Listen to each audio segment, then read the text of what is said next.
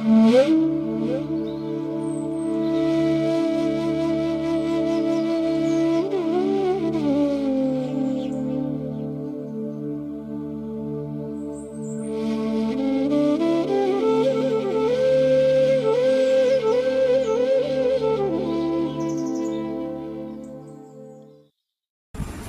स्थापकाय च धर्मस्य सर्वधर्मस्वरूपिणे अवतारो वरिष्ठाय रामकृष्णाय ते नमो।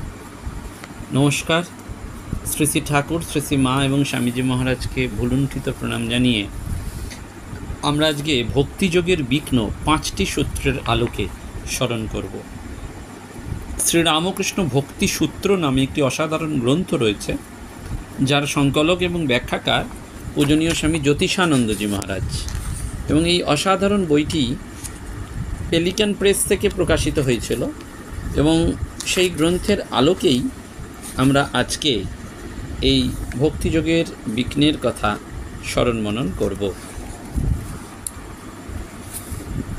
বলা হচ্ছে যে ভক্তিযোগের বিঘ্ন ঠাকুরের কথাতেই আমরা পাচ্ছি। প্রথম, সব স্বপ্নবৎ বললে ভক্তির হানি হয়।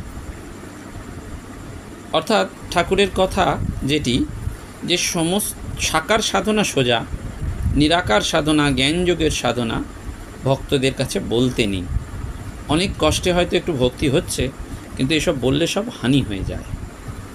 মহারাজ সুন্দর করে তার ব্যাখ্যা দিয়ে বলছেন যে আমরা স্বপ্নে নানান রকম ঘটনা দেখি, এবং যেটা স্বপ্ন দেখাকালে অত্যন্ত বাস্তব ঘটনা বলেই আমাদের ধারণা হয়, কিন্তু স্বপ্ন ভঙ্গ হলে জেগে উঠলে বুঝতে পারা যায় যেটা দেখেছি এবং যেটা নিয়ে পুলকিত হয়েছি বা বিমর্ষ হয়েছি সেই ঘটনা আদৌ ঘটেনি, সব মিথ্যে। সেজন্য জাগতিক ঘটনা পরম্পরাকে পারমার্থিকের তুলনায় ক্ষণস্থায়ী বোঝাতে গিয়ে এই স্বপ্নপথ মিথ্যা বলে অভিহিত করা হয়েছে। কিন্তু যে ভক্ত ভগবানকে পাওয়ার জন্য ভক্তি লাভের চেষ্টা করছে, তাকে তার বর্তমান অবস্থা এবং জগতের বহু ঘটনা ও বিষয়কে আপাতত সত্য বলে স্বীকার করতেই হবে। তার পক্ষে কিন্তু এই পূর্বোক্তরূপ সব কিছু স্বপ্নবৎ মিথ্যা এটা ভাবা উচিত নয়।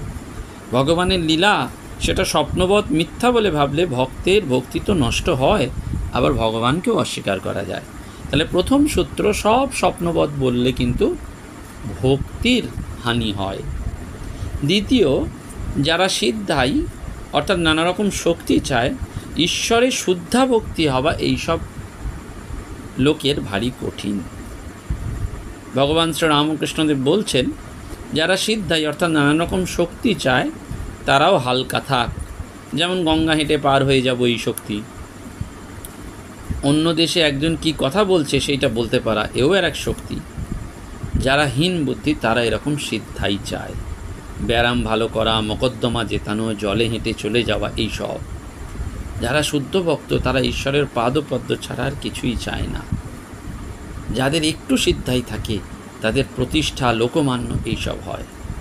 সেজন্য ঠাকুর বলছেন না যে এই অনিমা লঘিমাদি সিদ্ধির কথা শ্রীকৃষ্ণ অর্জুনকে বলেছিলেন, ভাই যদি দেখো যে অষ্টসিদ্ধির একটা সিদ্ধি কারোর আছে, তাহলে যেন সে ব্যক্তি আমাকে পাবে না।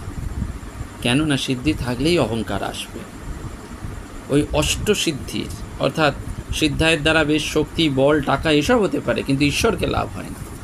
সেজন্য সিদ্ধাই থাকলে অহংকার হয়, ঈশ্বরকে ভুলে যায়। এটাও কিন্তু ভক্তিযোগের বিঘ্ন। কারণ যিনি শুদ্ধ ভক্ত তিনি ভগবান ছাড়া আর কিছু চান না। তার কাছে এই সিদ্ধাই টিদ্ধাই এসে গেলে, শক্তি টক্তি এসে গেলে, যখন এই অহংকার আসবে, লোকমান্য আসবে, তখন তিনি ভগবানের থেকে অনেক দূরে চলে যাবেন।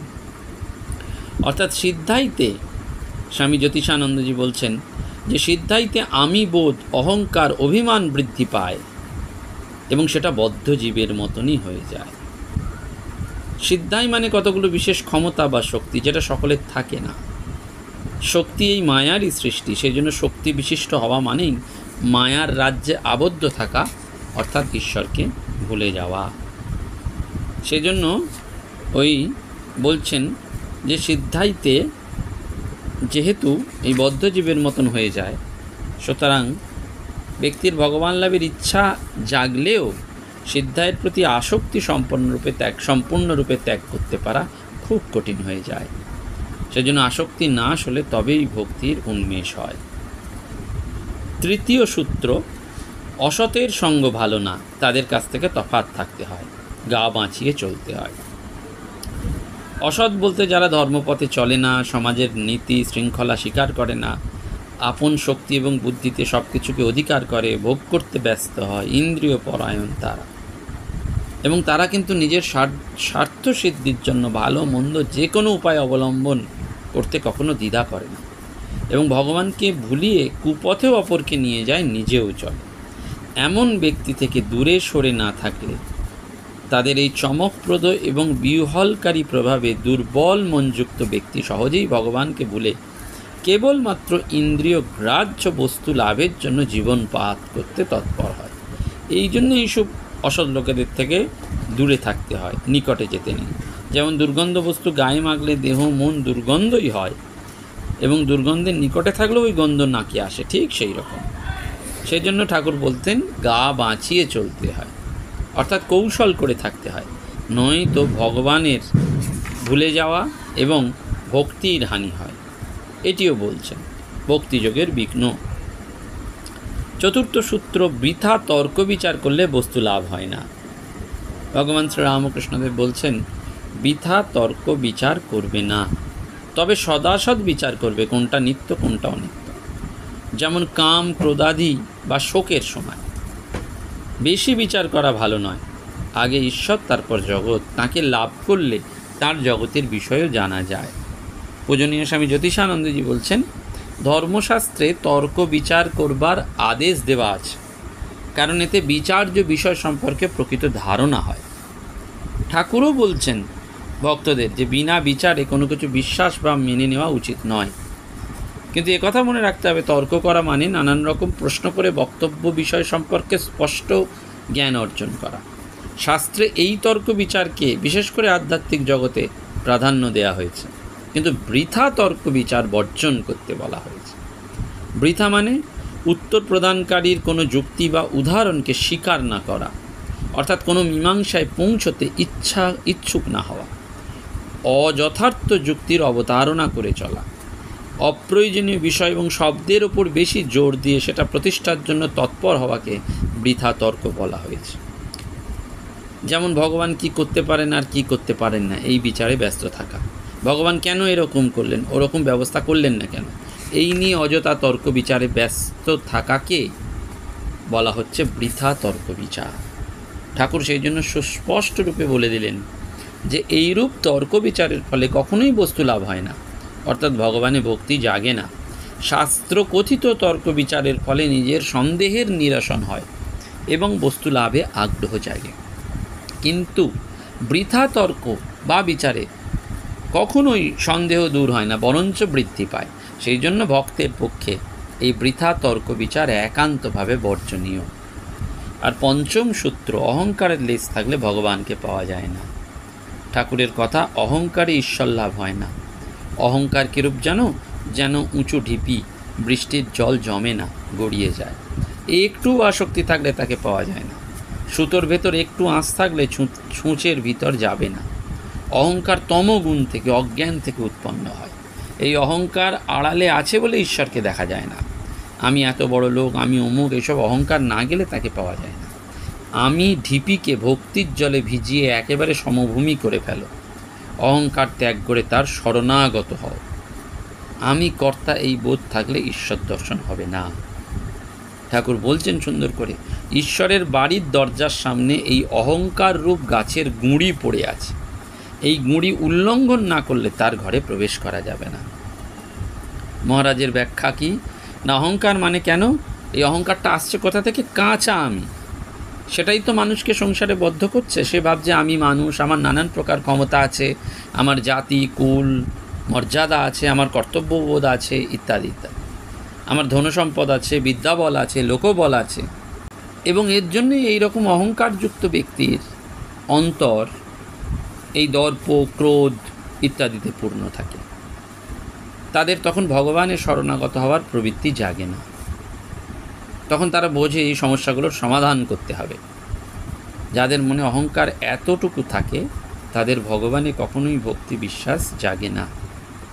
ঠাকুর সেই জন্য একটা মন্ত্রের মাধ্যমে সবাইকে সাবধান করে দিলেন যেন আমাদের মনে কখনোই আমি বা আমার ভাব বা অহংকার না জাগে। কর্তব্যের ক্ষেত্রেও স্বামীজি সুন্দর করে বলেছেন ভগিনী নিবেদিতাকে যে কর্তব্যের মধ্যাহ্ন আগুনে নিজেকে পুড়িয়ে ফেলো না। আমরা সবসময় ভাবছি না আমাদের এই করতে হবে, ওই করতে হবে, এই ডিউটিটা। বেলুড় মঠের ট্রেনিং সেন্টারের প্রাচীন প্রিন্সিপাল, মানে প্রাচীন সন্ন্যাসী, তিনি প্রিন্সিপাল ছিলেন স্বামী জয়দেবানন্দজি। তিনি বলতেন খুব সুন্দর করে, কর্তব্য কীরকম না সিংহের পিঠে চড়ে যুদ্ধ করা। কেন না ওই সিংহের পিঠে চেপে তুমি যুদ্ধ করতে যাচ্ছ, অনেক কিছু কর্তব্য সম্পাদন করবে, কিন্তু কখন যে সিংহই তোমাকে গপ করে খেয়ে ফেলবে সেটা তুমি বুঝতে পারবে না। তার মানে কর্তব্য করতে করতে কখন যে আমরা জড়িয়ে পড়বো এবং ঈশ্বর থেকে দূরে চলে যাব সেটা কিন্তু আমরা বুঝতে পারবো না। সেই জন্য স্বামীজিও নিবেদিতাকে পরিষ্কার করে বললেন কার কর্তব্য, কী কর্তব্য। কর্তব্য বলছেন স্বামীজি সুন্দর করে, এক একটা দেশে এক একটা নীতি, এক একটা কর্তব্য। সুতরাং কর্তব্যের কোনো ইউনিভার্সাল ডেফিনিশন নেই, আমার কাছে যেটা কর্তব্য তোমার কাছে তা না। কিন্তু আমাদের এগুলো রয়েছে, আমরা মনে করি আমাদের এই কর্তব্য আছে, থাকা উচিত, আমার এই সমস্ত আছে, এইগুলোই কিন্তু আমাদের তমগুণ।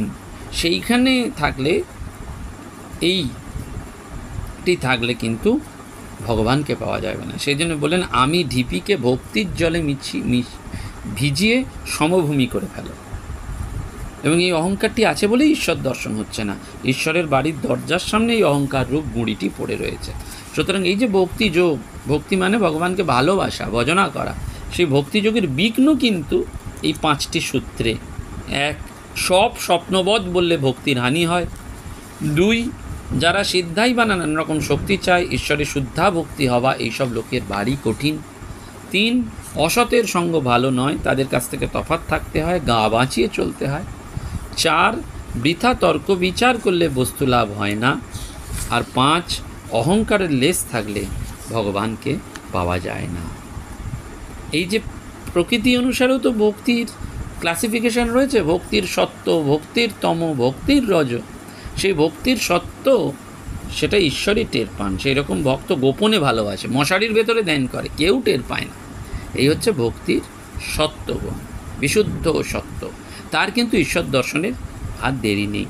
এই সত্য থেকেও শ্রেষ্ঠ অবস্থা আছে, তাকে বলে বিশুদ্ধ সত্য বা সত্যেরও সত্য। এই অবস্থায় যখন মন পৌঁছে যায় তখন আর একেবারে ভগবান লাভের বিলম্বই থাকে না। মানে এমনিতে সত্য রজতম, কিন্তু সত্যেরও আবার সত্য, মানে এই যে সত্য তার মধ্যে আবার রজতম আছে মিশিয়ে। আমি মনে করছি খুব সাত্ত্বিক, খুব সত্য কথা বলি, ভগবানের জন্য আমার চোখের জল পড়ে, ভগবানকে ভালোবাসি, সাত্ত্বিক ভাব, কিন্তু এর মধ্যেও আবার তম রজ আছে। এরও আবার সত্যেরও সত্যে যেতে হবে। সেই সত্যেরও সত্য বা বিশুদ্ধ সত্য তাকে বলছে। সেইটিতে চলে গেলে ভগবান লাভের আর বিলম্ব থাকে না। আলো জ্বাললেই যেমন অন্ধকার চলে যায়, সেই রকম বিশুদ্ধ সত্যাবস্থায় পৌঁছানো মাত্রই ভগবান লাভ হয়ে যায় একেবারে। সেই জন্য ওই রাগ ভক্তি, প্রেমা ভক্তি, ঈশ্বরের আত্মীয়ের ন্যায় ভালোবাসা এলে আর কোনো বিধি নিয়ম থাকে না। এই বৈদিক ভক্তি যেটা রয়েছে, জপ করতে হবে, উপোস করতে হবে, তীর্থ এত উপচারে পূজা করতে হবে, বলিদান করতে হবে, সব বৈদিক ভক্ত। শাস্ত্রে অনেক কর্মের কথা বলা রয়েছে, কিন্তু ওই যখন শুদ্ধাভক্তি আসবে, সেই শুদ্ধাভক্তির কথা ঠাকুর খুব সুন্দর করে বলছেন। শুদ্ধাভক্তির থাক একটা আলাদা থাক। এই সংসার অনিত্য, দুদিনের জন্য, আর এই সংসারের যিনি কর্তা তিনি সত্য নিত্য, এই বোধ না হলে শুদ্ধাভক্তি হয় না। আমাদের নানান সংস্কারে আমরা এই শরীরকে প্রিয় মনে করছি, শরীরকে সুখ স্বাচ্ছন্দ্য দেওয়ার চেষ্টা করছি, তার জন্য ভগবানের কাছে নানান কাম্য বস্তু প্রার্থনা করছি, কীভাবে বিপদমুক্ত হওয়া যায়, কী কাজ করলে 10 জন মানবে, গুনবে, ইত্যাদি ইত্যাদি।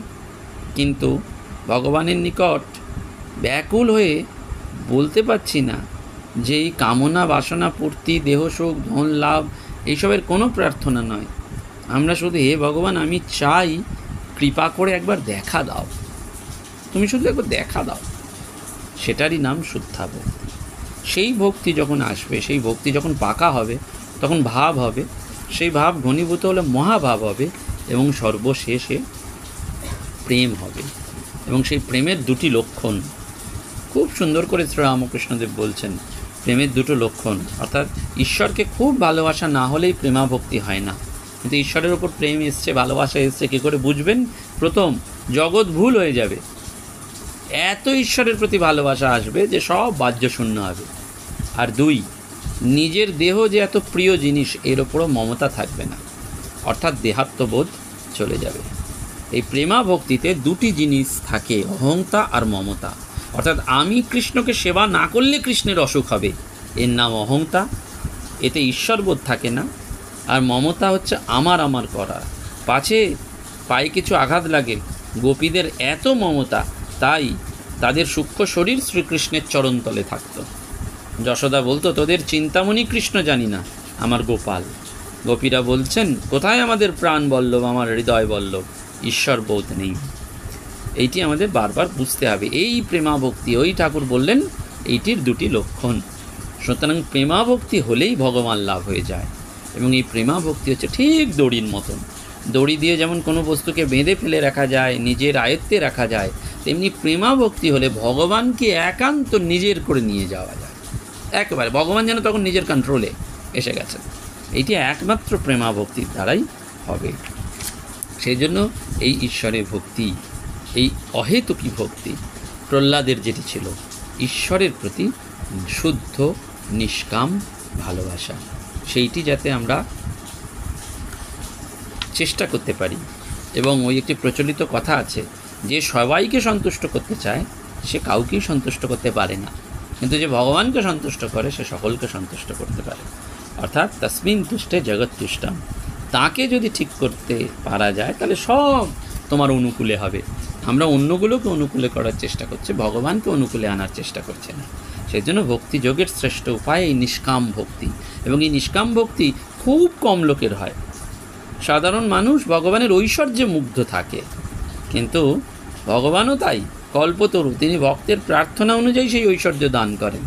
কিন্তু ভগবানের মাধুর্যকে কেউ চায় না। ভগবানের এই মাধুর্যকে যে চায় সেই প্রকৃত ভক্ত। এবং সেই ভক্তিযোগের বিঘ্নটা আমরা আজকে এই সৎকথায় স্মরণ করলাম, মনন করলাম।